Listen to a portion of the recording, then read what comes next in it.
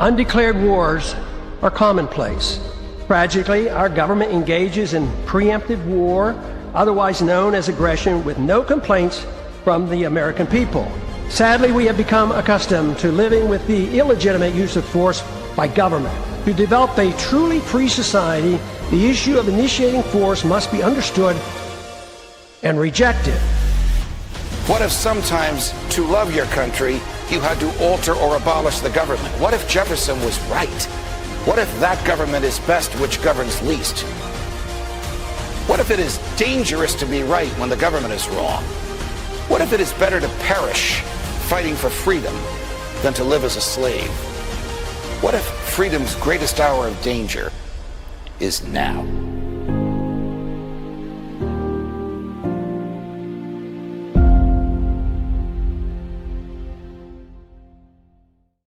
Hi, everyone. Judge Andrew Napolitano here for Judging Freedom. Today is Wednesday, February 25th, 2026. Professor Jeffrey Sachs will be with us in just a moment on, does Donald Trump have an off-ramp on Iran? But first this. Don't you just cringe when people say, I told you so? Sorry, I told you gold and silver would reap the benefits due to excessive money printing, inflation, and global uncertainty. It's here. It's happened. Gold and silver have reached all-time highs. Did you call Lear Capital and buy some? It's not too late. Experts are predicting higher prices ahead. Why? Nothing has changed. Geopolitical chaos, cost of living crises, and a weaker dollar are driving central banks to boost their gold reserves. Forecasts suggest gold could hit $6,000 an ounce and silver $200 an ounce. Even Morgan Stanley ditched the 60-40 rule for 60-20-20, putting 20% into precious metals. They're getting educated, and you should too. Call the best in the business and the people I trust. Lear Capital. Get their reports, get the facts, get some gold and silver. Tell them the judge sent you and get up to $20,000 in bonus gold or silver. Call 800-511-4620 or go to LearJudgeNap.com. Professor Sachs, welcome here, my dear friend. Before we get to Iran, how significant is the NATO-orchestrated Ukrainian firing of a British missile with American intel and attacking a Russian munitions plant 800 miles inside of Russia? Look, it's all significant because there are so many forces that want the war in Ukraine to continue in our military-industrial complex, especially in Britain, which is bereft of capacity, but endlessly for war, in the behavior of Zelensky and his gang, which to my mind is not really legitimate government, but essentially military rule, which it literally is. So it's all significant that everybody plays with fire. Donald Trump is too incoherent and weak to do what he could do, which is to stop all of this. He does not have the capacity to maybe understand, but certainly not to explain to the American people, to the Europeans, to the Ukrainians, to the Russians. This is a basis for ending this on a mutually satisfactory grounds. So we're just seeing just finished the fourth year of this war, and it continues onward with every possibility of reckless escalation. Are the U.S., Russian, Ukrainian negotiations serious? Do the Russians take it seriously? Do the Russians respect anything the American real estate agents tell them?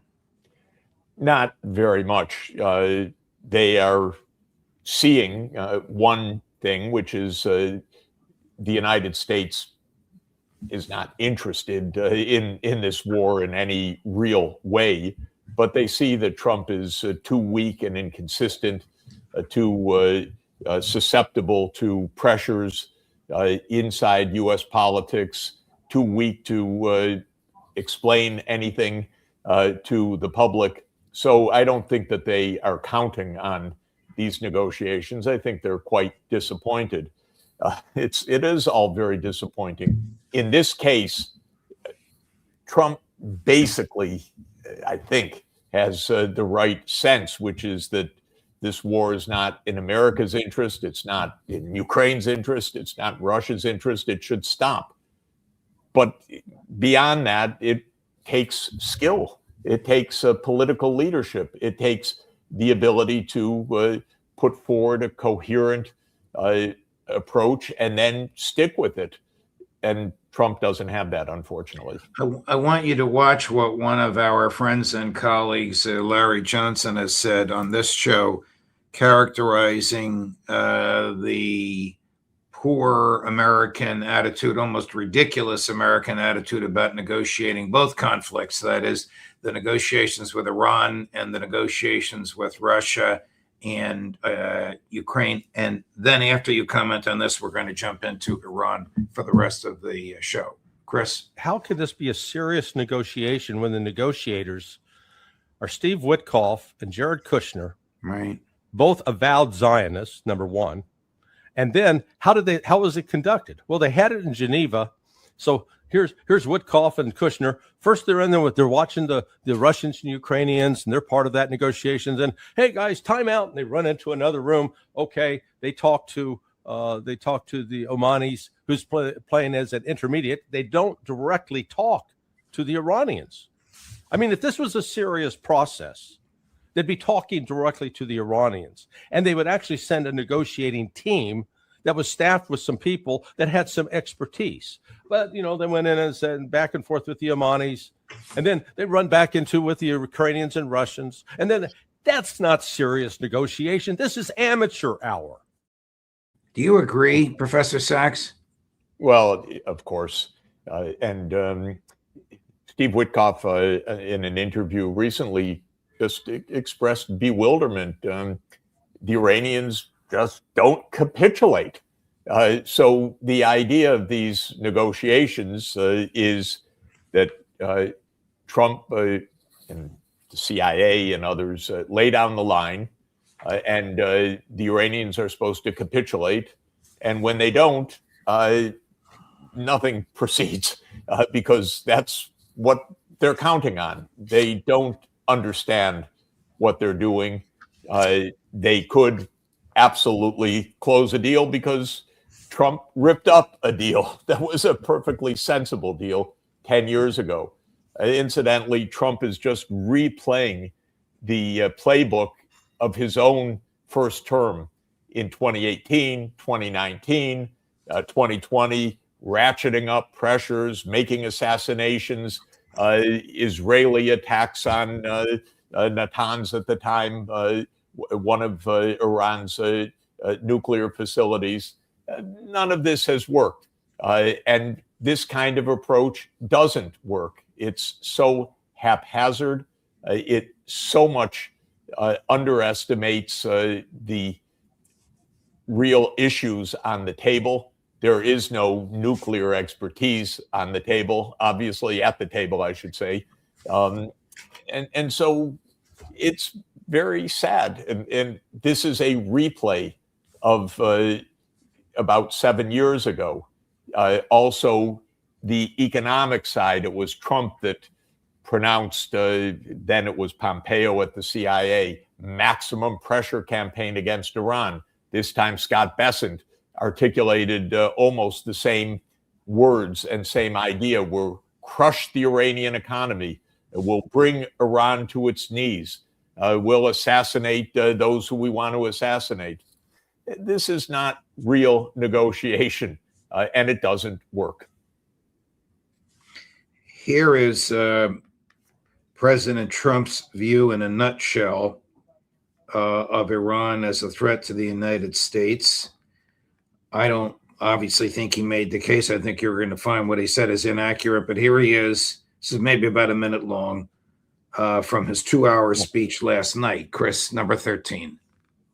They've already developed missiles that can threaten Europe and our bases overseas, and they're working to build missiles that will soon reach the United States of America, after Midnight Hammer, they were warned to make no future attempts to rebuild their weapons program, and in particular, nuclear weapons. Yet they continue, starting it all over. We wiped it out, and they want to start all over again, and are at this moment again pursuing their sinister ambitions. We are in negotiations with them. They want to make a deal, but we haven't heard those secret words. We will never have a nuclear weapon.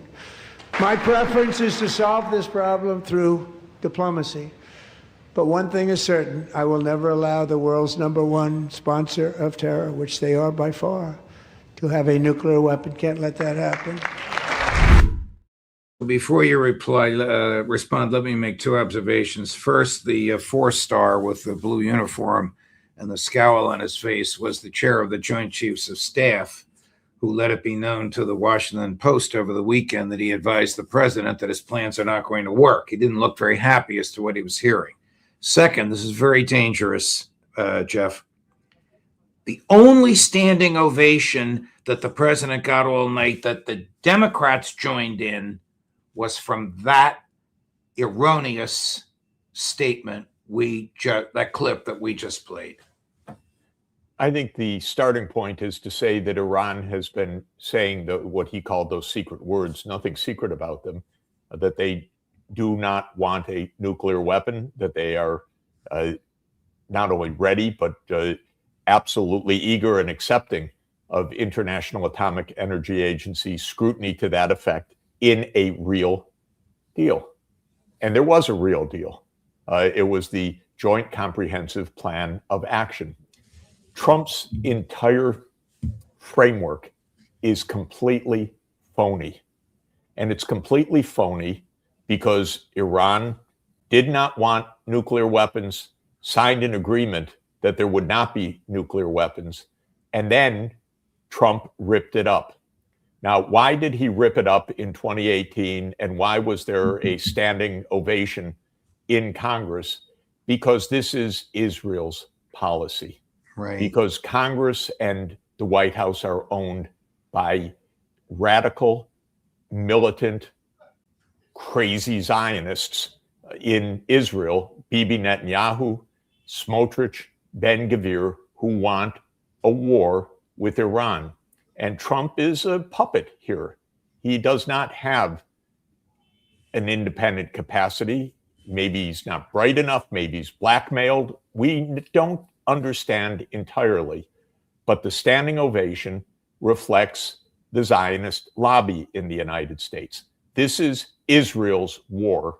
And like so many of America's wars, they're trying to bring us into their fight, which is not our fight.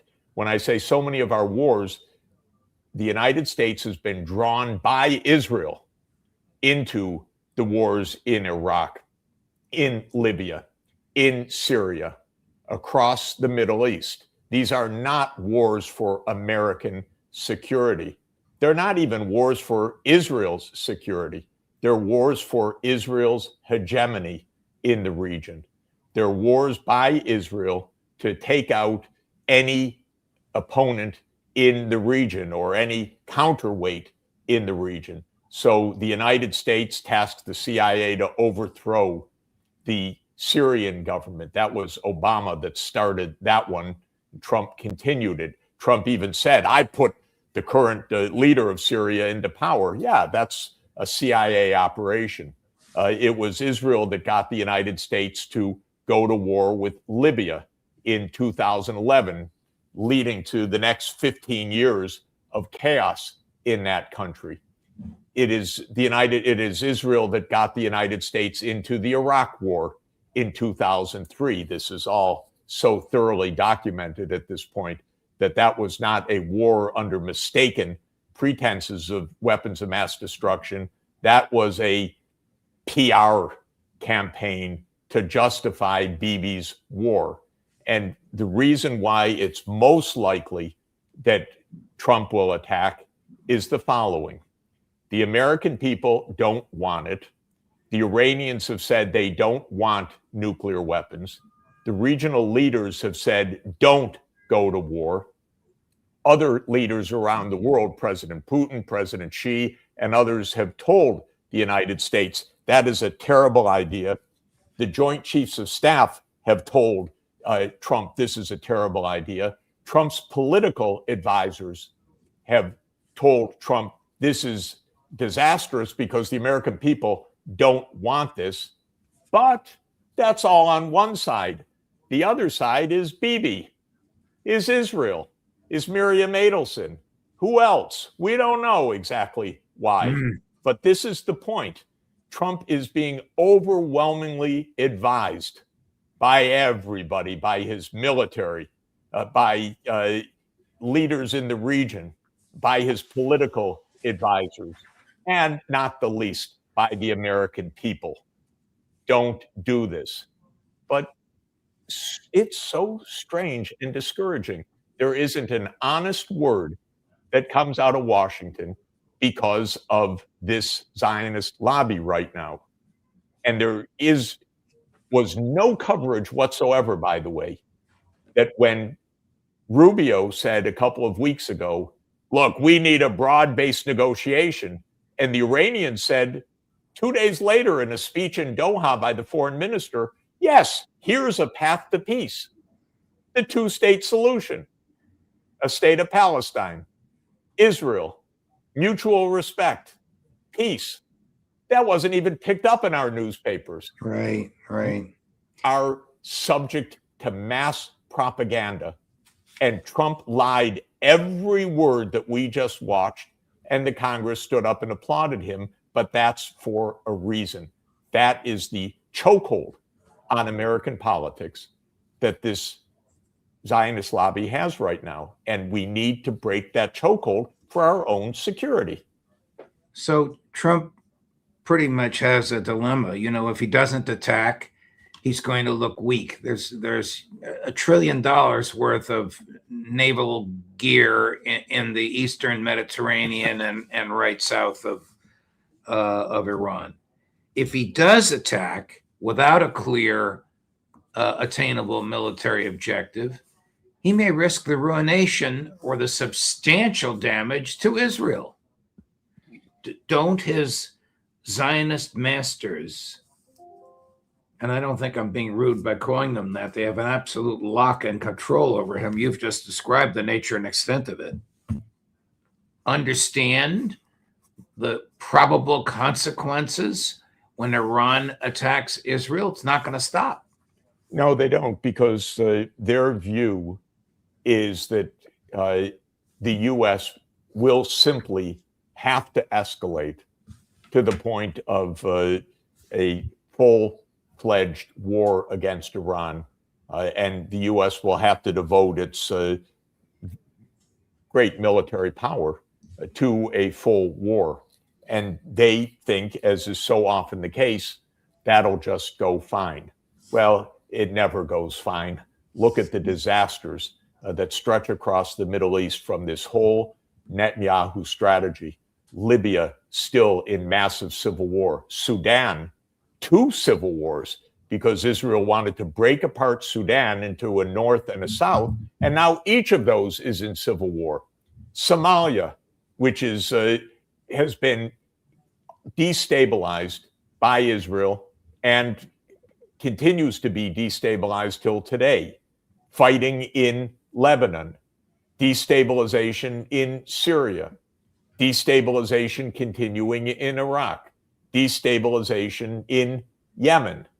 So this whole approach has been a complete debacle. But every single time, Netanyahu has said, it'll all be fine. It'll all work out fine. This is the delusional approach and the arrogance that is driving us to one disaster after another. What will happen economically, prevailing upon your other expertise, Professor Sachs, if the Straits of Hormuz are closed? Well, look, if there really is a war that you have to think is at least 50%, if not higher at this stage, and maybe even considerably higher than 50%. And if the Straits of Hormuz are closed because oil tankers are being sunk and because Iran has the capacity to close the Straits of Hormuz, if that happens and oil prices soar, what we already have, which is a weak economy and people suffering, will become an outright contraction of the U.S. economy, an economic crisis, of course, also a political debacle for Trump, but for the American people. It's funny, ironic. I came into the economics profession, I got my PhD 46 years ago. My dissertation happened to be on the oil price shocks of the 1970s after the embargo on oil in 1973-74, and again in the crisis in 1979. The point of that dissertation was to explain how those oil shocks, oil supply shocks, led to a worldwide economic crisis. So we've been there before, is the bottom line, and they're courting another utter debacle on many different fronts, but economics is one of them. Trump, of course, in the State of the Union said we're the hottest economy anywhere. This is absurd. The American people know it, which is why they completely disapprove of Trump's economic policies. They completely disapprove of Trump's tariffs, which they know correctly they're paying, not foreign countries. Trump's just taxing the working people, and they're hurting, and they're saying they're hurting. And what this war would do is make them hurt a lot more. Before we go, please take a look at this. Cut number 2. Christian Zionism. I want to go back because that's where we started. I'm not going to let you off on this because you have said it 3 times that God gave this land to this people. And so it is entirely fair for me with respect to ask, what land are you talking about? Because I just read Genesis 15, as I have many times. And that land, I think it says, from the Nile to the Euphrates, which is, once again, basically the entire Middle East. So God gave that land to his people, the Jews, or he didn't. You're saying he did. What does that mean? Does Israel have the right to that land? Because you're appealing to Genesis. You're saying that's the original deed. It would be fine if they took it all. How did that play in Arab capitals? Well, first, let me say that this man should resign immediately, or he should be removed from his position immediately. An invitation to Israel to have open war in the Middle East based on a misreading of the Bible, and a very profound misreading of the Bible, by the way, is grotesque. And it did not play well anywhere with thinking people. Europe used to have religious wars by absolutely foolish statements like Huckabee's, but that was 3 centuries ago. It put that aside because it understood you don't take a selective line in the Bible as the basis for war and expect to come out at the other end with anything but bloodshed. So the first point is, for an American official to be proposing this kind of open-ended conquest on the basis of a quotation in the book of Genesis is by itself immediate grounds for the removal of this individual. The fact of the matter is that because of the Zionist lobby, I'm sure there were pats on the back in the White House, but it's grotesque. And it is a reflection of all that is wrong with American policy. But a second point I'd like to make is that Huckabee's version of the Bible is so profoundly immature and ignorant, it is shocking. The whole biblical narrative is not a deed to land from God to the Israeli people, whatever Huckabee thinks. It is what's called a covenant, which is an agreement. You are chosen not in the sense that I'm giving you a gift, but you have a responsibility to moral behavior. And the promise in the Bible, I'm talking in theological terms, is not that this is your land. The land is my land, God would make clear, but it is entrusted to you based on your righteous behavior. That's what the covenant is. That's the whole story of the Bible.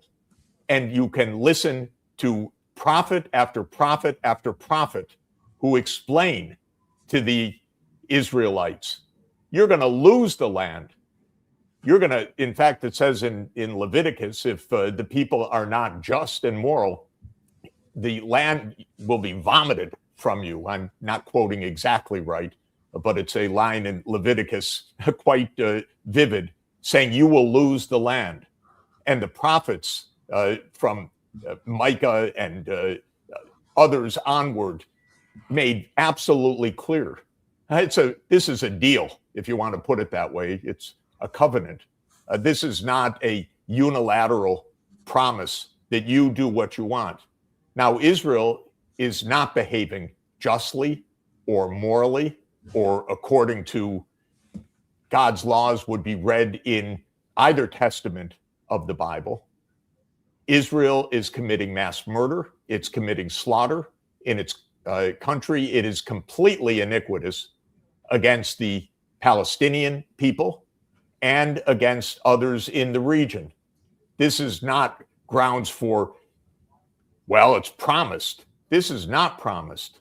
Israel is not fulfilling the most basic measures of morality.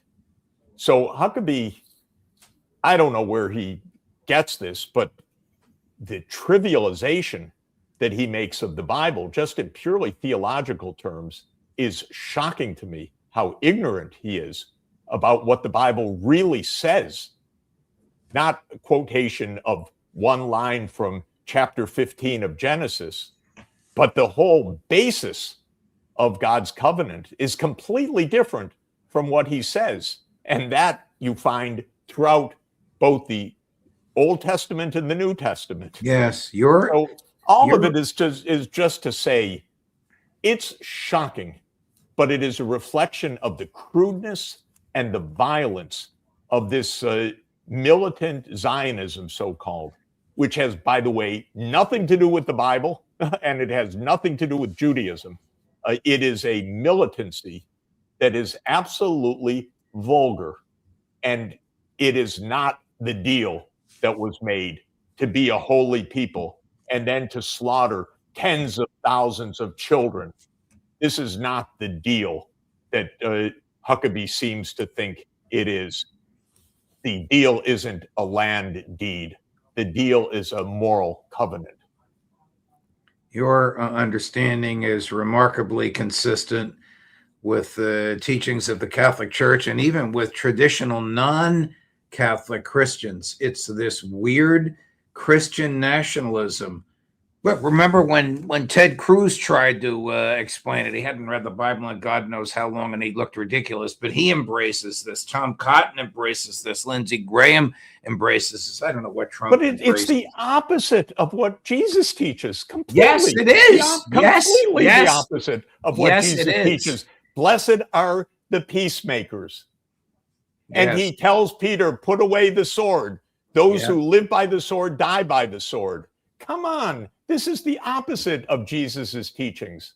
You're exactly right. A man like Huckabee should know this. Well, Huckabee is a trained Christian preacher of some variant of Christianity, but totally sucked in by the Zionist mantra, which is why he's there, which is why people were, as you say, slapping each other on the back. He should have been publicly rebuked and fired, Instead, he probably got a congratulatory phone call from Netanyahu and maybe even from Stephen Miller and Donald Trump. And the whole point about modern Zionism, it was not rabbinic Judaism.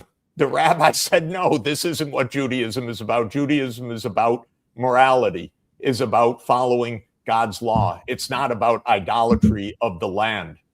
Zionism was led by Christian evangelicals and secular Jews, not rabbinic teachings or rabbinic Judaism. And so it's so misrepresented what has happened. And it has become violent, and we're on the verge of yet another war because of this violence. And it's extraordinarily dangerous what's happening. And if Israel had in its politics any sense of morality and any sense of covenant, it would say that the 8 million Palestinian people have their rights to self-determination, and we will live peacefully next door to them. That's the basis of justice. And that's what's missing right now from Israeli politics. There's no covenant here. There's just militarism. Thank you, Professor Sachs. Very, very passionate, very articulate, an extraordinary understanding of history and economics. No surprise coming from you, but deeply appreciated, my dear friend. Great. Safe travels. We'll look a lot. forward to See you seeing you next week. week. Thank you so much. Thank you. Sure. Coming up tomorrow, Thursday, at 8 in the morning, Scott Ritter. At noon, Max Blumenthal. At 1 o'clock, Colonel Douglas McGregor. At 2 o'clock, Colonel Lawrence Wilkerson. A great day for you. Thank you for watching. Justin Napolitano for Judging Freedom.